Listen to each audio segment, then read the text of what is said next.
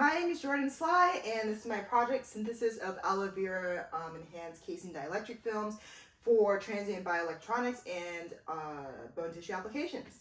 So essentially what my project is dealing with is making a better suited material for the dielectric component of any sort of medical sensor. Specifically for this project, I wanted to focus on bone tissue applications because I thought it was pretty interesting.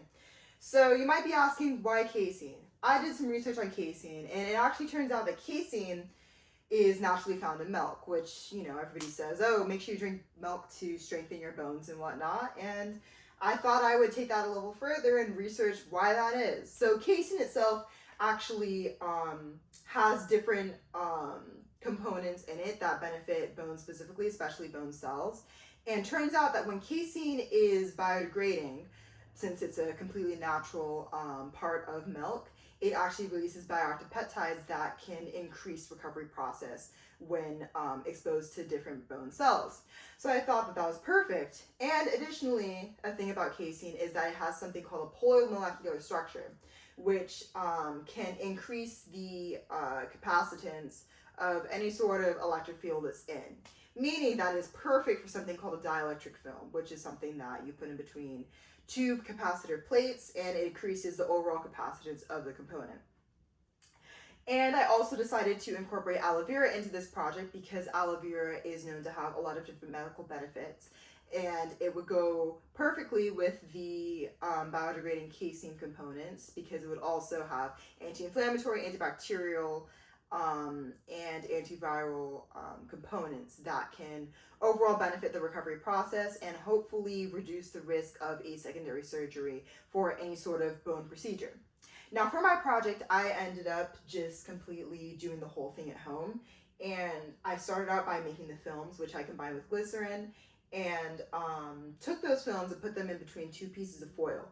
Now I took those different foil pieces, I had 4 of them, ranging between concentration of casein and whether or not they had aloe vera, and tested the dielectric components of it. So I just used an at-home multimeter, put it between the 2 probes, and was able to test the capacitance of the overall makeshift capacitor.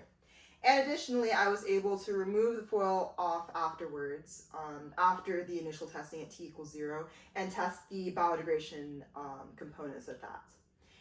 So, as for the results, I placed the different films inside something called a PBS, which is a phosphate buffered saline, to simulate the physiological component of if it was actually implanted in the body. So first off, we have the different graphs here, which you can see bigger on my actual paper or PowerPoint. And as you can see here, that the curve of the biodegradation between day 1 and day 28 is fairly consistent across all 4 films, ranging between the concentration of the casein and also whether or not it has aloe vera. This is great. We wanted something that was very consistent, making sure that the aloe vera, for example, wouldn't throw it off. Just to mention, by the way, for each of my 4 films, I had 3 films that were identical. So a total of 12 films, but 4 different types and then 3 for each, to make sure that my statistics and values and everything were pretty accurate and make sure there weren't any outliers. And additionally, I have some graphs up here that show the dielectric constant by the frequency of the electricity being put into them by the multimeter. And I realized that when there was a higher concentration of casein and a higher concentration of aloe vera, the dielectric was higher, which is also great. Great to know that these different components that I wanted to benefit the patient will actually also benefit the dielectric components and overall usefulness of the films. So anyway, for discussion, I ended up putting my big long data table into something called a t-test, which tests if your p-values are statistically significant. And if the p-values are less than 0.05, that means that your project was statistically significant and wasn't one big outlier.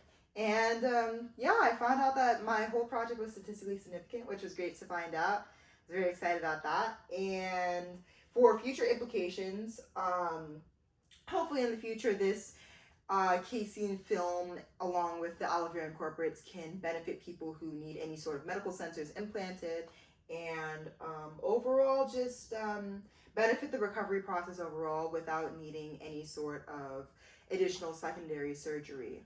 So yeah, thank you so much for listening.